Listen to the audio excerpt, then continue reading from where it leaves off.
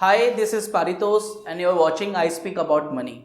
आज इस वीडियो में हम बात कर रहे हैं अपने पोर्टफोलियो को कैसे हैज करोगे, स्टॉक्स पोर्टफोलियो को कैसे हैज करोगे। सर पर्टिकुलरली मान लीजिए मेरे पास एक XYZ कंपनी का स्टॉक है और मुझे उम्मीद है कि कल मार्केट में वोलेटिलिटी रहने वाली है, कल market because of any reason गिरने वाला है। इलेक्शन है, बजट अनाउंस हो रहा है या RBI की पॉलिसी है, कुछ भी अनाउंस हो रही है, लेकिन because of this reason market गिरने वाला है और जिसकी वजह से मेरे पर्टिकुलर पोर्टफोलियो पे भी इम्पैक्ट आएगा, यानी मेरा पर्टिकुलर स्टॉक का पोर्टफोलियो भी गिरेगा। तो सर आपके पास अब 3 एक्शंस है। पहली कि सर आप ऐसे कैसे ही छोड़ देते हो, मतलब आप उस पर कोई अपने पोर्टफोलियो पे कोई कुछ छेड़ाछाड़ी नहीं करते हो और आप उम्मीद करते हो कि ठीक है गिरेगा और वापस आ जाएगा, पहला एक्शन।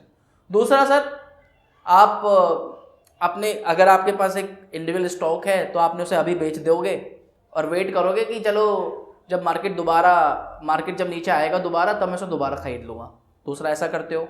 तीसरा स्टेप जो मैं आज आपको इस वीडियो में बता रहा हूँ, has the portfolio, has the position. अपने पोर्टफोलियो को हैज कर लो। हैज का मतलब क्या है कि सर जब आप अपने पोर्टफोलियो को प्रोटेक्शन दे रहे हो, आप अपने पूरे ओवरऑल पोर्टफोलियो का हम इस तरह से कह सकते हैं कि आप उसके लिए इंश्योरेंस ले रहे हो कि अगर कल को कुछ ऐसी सिचुएशन होती है या मार्केट में वोलेटिलिटी होती है, गिरता है, तो मेरे पोर्टफोलियो पे नुकसान ना हो, मेरा इन्वेस्टमेंट पे नुकसान ना हो। अब हैजिंग करने को क्यों बोल रहा हूँ?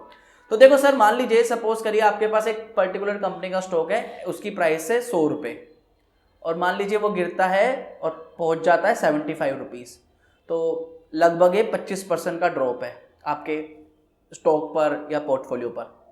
अब मान लीजिए सर स्टॉक कुछ समय लगा के 6 महीने बाद, 7 महीने बाद, 1 साल बाद 75 से वापस 100 पहुंच जाता है। ठीक है, बस this is not the scale back of 25%। Instead this stock or this portfolio has to move by 33.33% to reach the original investment value। मतलब 100 रुपए पे वापस पहुंचने पे उसको 25% का एप्रिसिएशन नहीं चाहिए, यू नीड 33.33% एप्रिसिएशन। तो कहानी का ऑब्जेक्टिव सर ये है, when the stock drops it takes less effort to do so but it requires extra efforts to scale back to the original value. मतलब जब स्टॉक गिरता है या आपका पर्टिकुलर पोर्टफोलियो गिरता है तो वो उसको कम एफर्ट लगेगा गिरने में, आसानी से गिरेगा, लेकिन वापस अपने दोबारा ओरिजिनल वैल्यू पर आने के लिए इट टेक्स एक्स्ट्रा एफर्ट।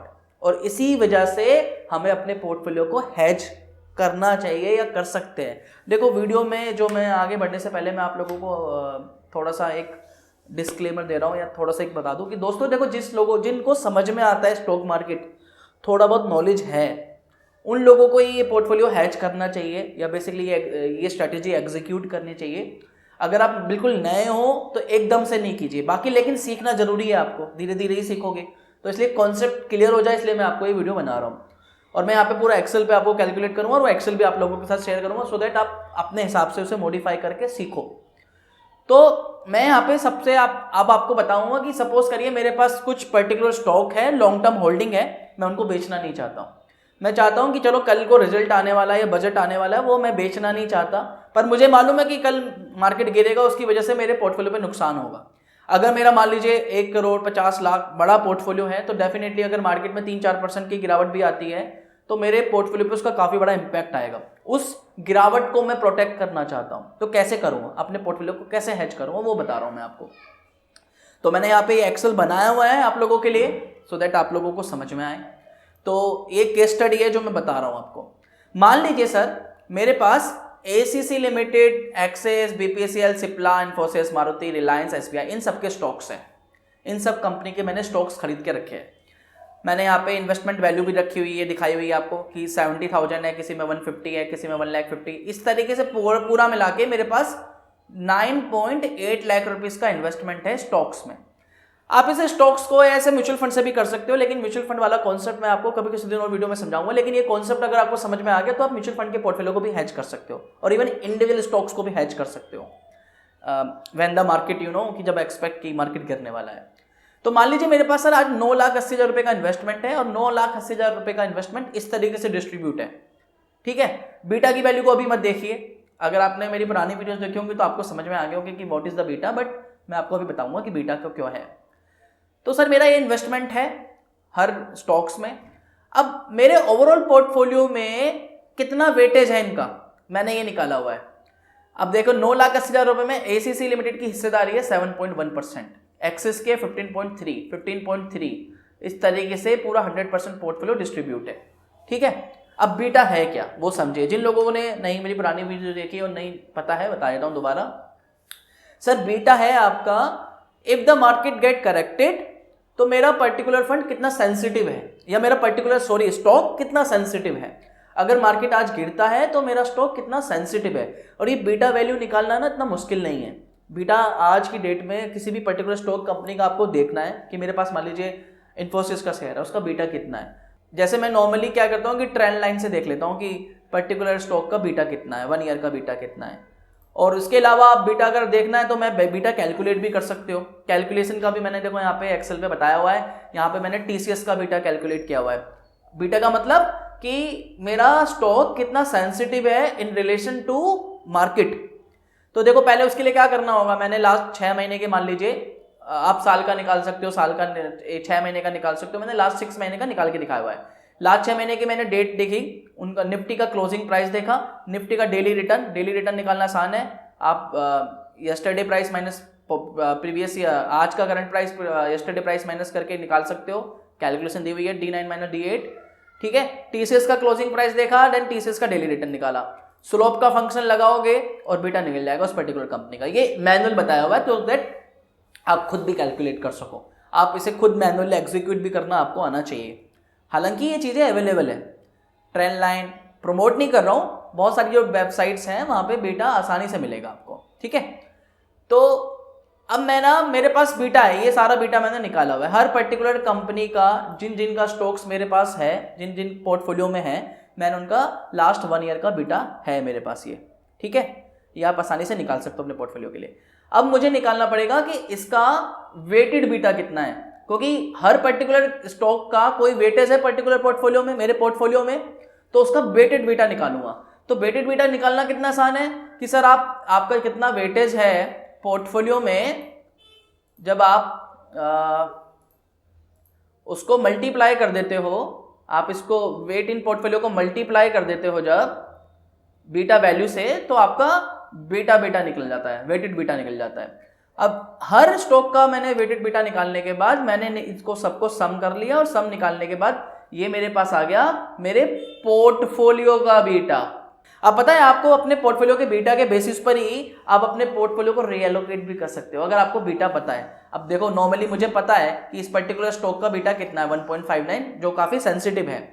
अब मेरी हिस्सेदारी कितनी है इसमें, 1,75,000,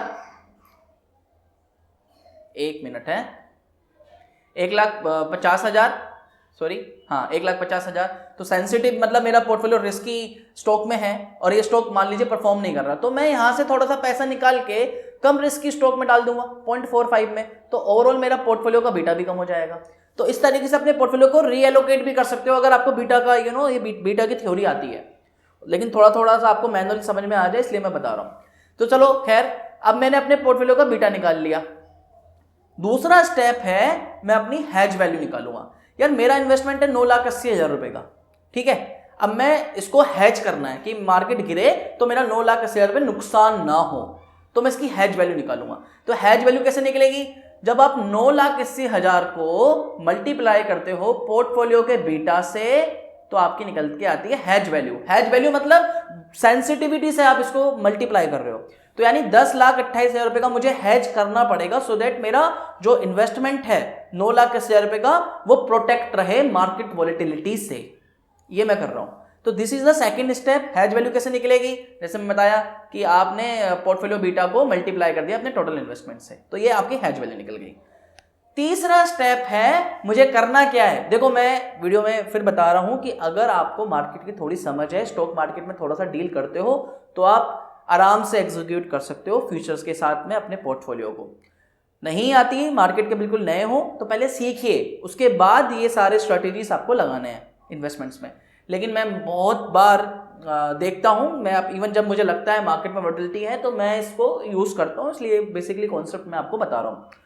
तो देखिए इसमें करना क्या है, अभी मेरे पास आ गई हैज वैल्यू 10,28,000 रुपीज़ की, मतलब 9,00,000 रुपये के इन्वेस्टमेंट के लिए मुझे अपने पोर्टफोलियो को 10,28,000 रुपये से हैज करना होगा।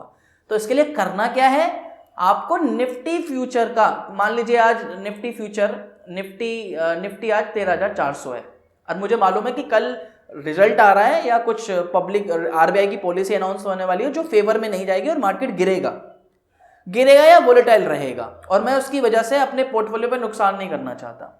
तो 13,400 का आप फ्यूचर के लॉट्स शॉर्ट करोगे। शॉर्ट का मतलब उन्हें सेल करोगे। जिनको थोड़ी समझ है उनको समझ में आ गया होगा, जिनको नहीं समझ में आया होगा वो थोड़ा थोड़ा सीखे। तो 13,400 से आप शॉर्ट करोगे, सेल करोगे, ठीक है। अब बात आती है कि मुझे कितने लॉट सेल करने हैं, कितने लॉट सेल करूं सो दैट मेरा परफेक्टली हैज हो जाए। तो उसके लिए सर आप पहले निकालोगे कॉन्ट्रैक्ट वैल्यू। अब फ्यूचर का एक लॉट है 75 का, ठीक है, 13,400 रुपये आपको करने हैं, तो कॉन्ट्रैक्ट वैल्यू निकालनी है। कॉन्ट्रैक्ट वैल्यू कैसे निकलेगी, जब आप दोनों को निफ्टी फ्यूचर को मल्टीप्लाई कर लेते हो मार्केट लॉट से, तो आपकी ये कॉन्ट्रैक्ट वैल्यू निकल गई कि ये मेरा कॉन्ट्रैक्ट वैल्यू है। अब मुझे कितने लॉट्स हैज करने हैं परफेक्टली अपने पोर्टफोलियो को हैज करने के लिए, ठीक है, कितने मुझे लॉट शॉर्ट करने हैं अपने परफेक्ट पोर्टफोलियो को हैज करने के लिए। तो सर उसके लिए क्या करना पड़ेगा, आपको अपने हैजिंग वैल्यू को आपके इन्वेस्टमेंट्स को, एक मिनट, हाँ, आपके हैजिंग वैल्यू को, आपके देखो यहां पे कैलकुलेशन दिख रहा होगा आपको, आपके हैजिंग वैल्यू को आपके कॉन्ट्रैक्ट वैल्यू से डिवाइड कर देंगे। तो इसका मतलब मुझे 1.023 लॉट्स अगर मैं शॉर्ट करता हूं तो मेरा पोर्टफोलियो, मेरे स्टॉक्स का पोर्टफोलियो हैज हो जाएगा। बट बात तो ये है कि सर फ्रैक्शंस में तो लॉट्स मिलते नहीं अभी निफ्टी के, तो करेंगे क्या। तो इसलिए सर ऐसे केसेस में आप परफेक्टली हैज नहीं कर पाओगे, लेकिन आप एक लॉट सेल करते हो तो आपका अंडर हैज होगा, बट फिर भी अगर मार्केट कल को गिरता है तो आपको नुकसान कम होगा, बचोगे आप, क्योंकि देखो फ्रैक्शंस में हम हैज नहीं कर सकते, और अगर मैं इसे 2 लॉट सेल कर दूंगा तो सर वो ओवर हैज हो जाएगा, जिसकी वजह से रिस्क बढ़ जाएगा। तो इसलिए सोच समझ के करना है, इसलिए मैं बोल रहा हूं सोच समझ के करना है। तो आप करोगे क्या, अपने लॉट्स को शॉर्ट करोगे लेकिन अंडर हैज करना है, क्योंकि परफेक्शंस में नहीं कर सकते। हालांकि देखो कि कैलकुलेशन सबके लिए अलग अलग हो सकती है, जब कैलकुलेट हो सकता है कि आपकी जो कैलकुलेशन में 2 लॉट्स आए तो आप पूरी तरीके से हैज कर सकते हो, 2 लॉट्स नहीं आते तो लगभग 80 से 90% आपका पोर्टफोलियो हैज हो जाएगा। कितने लॉट सेल करोगे, 1.023, मतलब एक लॉट सेल करोगे तो 90% हैज हो जाएगा। तो आपका ऑब्जेक्टिव है कि जब मार्केट में गिरावट हो तो मेरा नुकसान कम हो, तो इसके लिए आप इतने लॉट्स हैज करोगे। अब देखो इसका रिजल्ट दिखाता हूं कि क्या होगा, सिचुएशन मालूम होनी चाहिए आपको। मान लीजिए मार्केट 13,400 से गिरा, और 13,400 से गिरा और गिर के 12,900 पे पहुंच गया, यानी 500 पॉइंट्स की गिरावट आ गई, ठीक है। तो फ्यूचर पोजीशन में, क्योंकि आपने शॉर्ट करा है, तो मार्केट में शॉर्ट करा है, यानी आपने मार्केट में उम्मीद करी है कि इससे मार्केट नीचे गिर जाएगा। तो जब मार्केट नीचे गिरता है तो फ्यूचर्स में आप उसमें प्रॉफिट कमाते हो, नेट प्रॉफिट कमाते हो। तो इस केस में सर होगा क्या, सर आपके पास जो नेट प्रॉफिट आएगा वो कितना आएगा, अगर मार्केट 500 पॉइंट गिरता है तो सर फ्यूचर पोजीशन से आपको, फ्यूचर पोजीशन का रिजल्ट क्या होगा, फ्यूचर पोजीशन का रिजल्ट होगा, क्योंकि 500 पॉइंट मार्केट गिरा, 1.023 आपका लॉट्स है। मैं यहाँ पे आपको ये एग्जांपल समझाने के लिए एग्जैक्टली फ्रैक्शन के लॉट्स ले रहा हूँ, बाकी आप इसे करोगे तो कम आगे पीछे होगा, लेकिन बिल्कुल एग्जैक्टली कैलकुलेशन समझाने के लिए मैं यहाँ पे फ्रैक्शन के लॉट्स भी ले रहा हूँ। तो मान लीजिए 500 मल्टीप्लाई 1.023, एक लॉट में 75 है, तो सर आपका जो नेट प्रॉफिट होता है इस कंडीशन में वो होगा 38,369, ठीक है।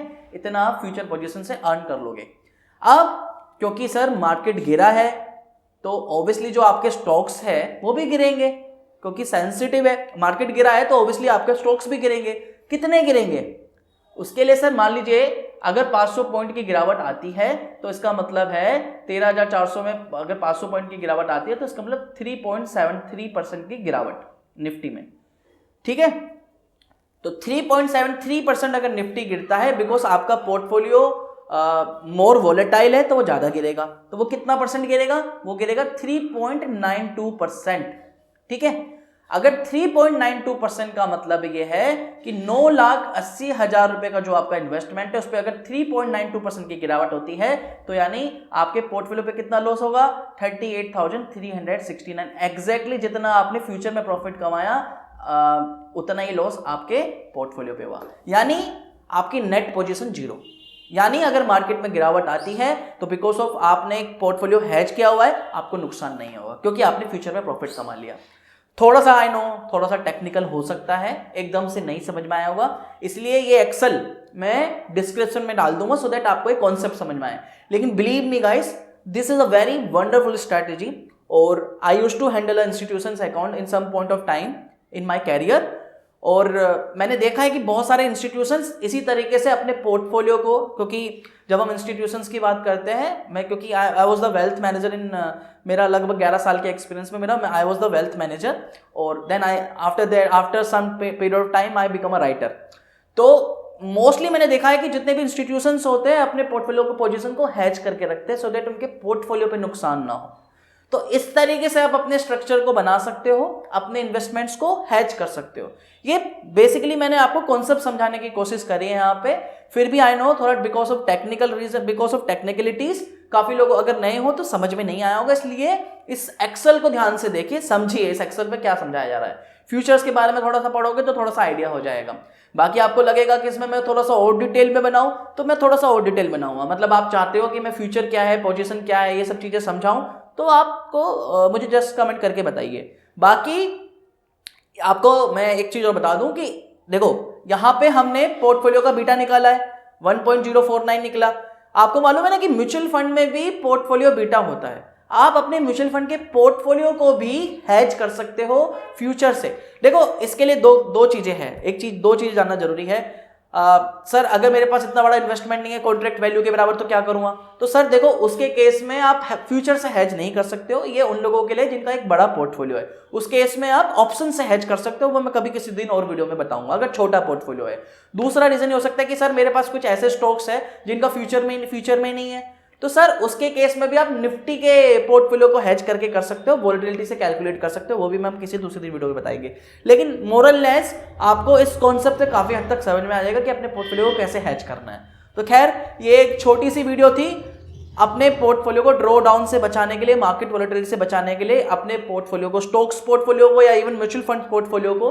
पर मोस्टली आप क्योंकि म्यूचुअल फंड्स में आपका पोर्टफोलियो चर्निंग होती रहती है और वो इतना ज़्यादा उस पर आपको मालूम ना चले जल्दी से, तो उससे बेटर होगा कि अगर आपके पास स्टॉक्स का पोर्टफोलियो है, स्टॉक्स खरीदे हुए हैं, उसको कैसे हेज करना है ये परफेक्टली काम करेगा। म्यूचुअल फंड के पोर्टफोलियो पे भी ये परफेक्टली काम करेगा, लेकिन थोड़ा सा आपको ध्यान रखना होगा। तो खैर आज के लिए इतना ही था।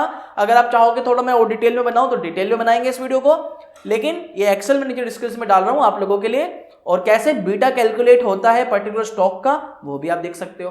तो अगर ये वीडियो पसंद आई है, ये मेरी मेहनत पसंद आई है आप लोगों को, तो लाइक कीजिए, बिना लाइक करे मत जाना, और चैनल को सब्सक्राइब कर सकते हो। मैं इसी तरीके से पर्सनल फाइनेंस स्ट्रैटेजीज और आगे भी मैं पोर्टफोलियो ऑप्टिमाइजेशन की स्ट्रैटेजीज आप लोगों का डिस्कस करने वाला हूं।